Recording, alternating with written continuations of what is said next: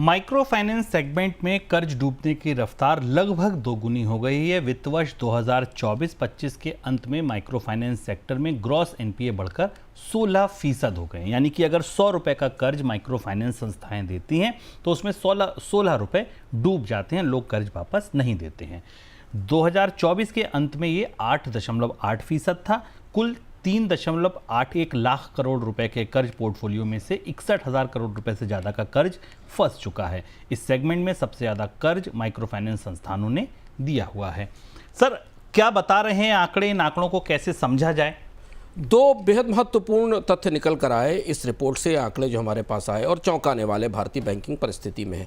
पहली चीज़ तो ये कि अगर माइक्रो फाइनेंस कंपनियों में बढ़ते हुए एनपीए या टूटते कर्ज या रिकवरी टूटने की गति को देखा जाए तो उसमें जो छोटे फाइनेंस बैंक हैं वो सबसे बुरी तरह फंस गए हैं।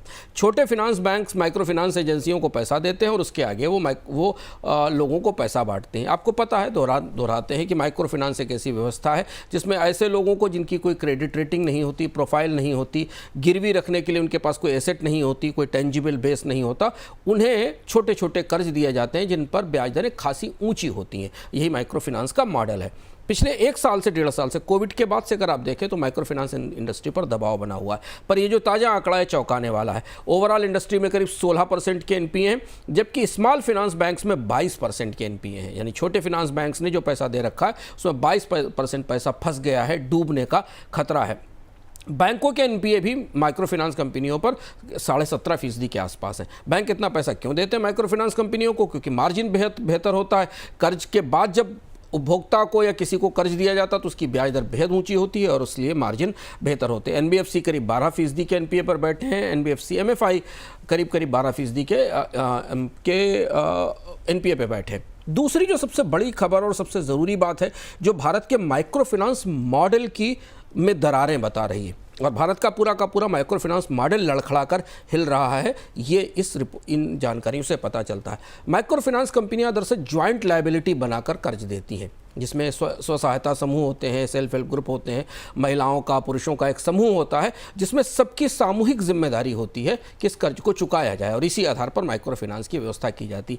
आंकड़े ये बता रहे हैं कि किसी दौर में आज से 4-5 साल पहले इन ज्वाइंट लायबिलिटी ग्रुप्स का रिकवरी रेट 98 से 99% होता था। यानी अगर कोई इंडिविजुअल माइक्रो फाइनेंस ले रहा है तो उसका रिकवरी रेट कमज़ोर हो सकता था, पर जहां सामूहिक रूप से लोग मिलकर कर्ज लेते थे वहां रिकवरी 98-99% होती थी। लेकिन ये मॉडल क्रैक कर गया, ये टूट गया है और सबसे ज़्यादा रिकवरीज या सबसे ज़्यादा एनपीए अब बढ़ रहे हैं इसी व्यवस्था में जहाँ लोग समूह बनाकर कर्ज ले रहे हैं। और शुभम, इस स्थिति में माइक्रो फाइनेंस का पूरा मॉडल अब सवालों के घेरे में है। एनपीए का स्तर देखकर और 16% का एनपीए का स्तर देखकर और इस व्यवस्था को देखते हुए मुझे लगता है आने वाले दिनों में आरबीआई को इस पूरे मामले में कहीं ना कहीं दखल देना पड़ेगा। सर, दूसरा सवाल ये है कि इनमें जो कर्ज हैं वो सबसे ज़्यादा कौन लोग हैं, किस तरीके के कर्ज हैं जो सबसे बुरी तरह से फंसे हुए हैं? सबसे ज़्यादा जो बुरी तरह फंसे हुए लोग हैं उसमें एक तो पूरे सेक्टर में डिसबर्समेंट पूरी कम हो गए हैं, गिर गए हैं। जो आंकड़े हमें बता रहे हैं, ग्रास लोन पोर्टफोलियो भी बैंकों के करीब 3.8 लाख करोड़ पर आ गए हैं, 1 लाख करोड़ कम हो गए पिछले साल की तुलना में। और इसके अलावा जो छोटे स्व सहायता समूह हैं, छोटे छोटे ग्रुप हैं, उनको जो कर्ज दिए गए हैं उनमें अब सबसे ज़्यादा समस्या देखी जा रही है। और जो स्मॉल फाइनेंस बैंक, छोटे स्मॉल फाइनेंस बैंक हैं, उनकी अनसिक्योर्ड लोन की, जैसे मैं जन फाइनेंस बैंक का आंकड़ा देख रहा हूं, अनसिक्योर्ड लोन बुक 11% बढ़ गई है। और जो छोटे बैंक हैं जिनकी लिस्ट हमारे सामने खुली हुई है, जैसे स्पंदना स्फूर्ति है या इस तरीके की कंपनियां हैं, इनकी भी जो एनपीए की बैलेंस शीट है वो लगातार तेज़ी से बढ़ रही है।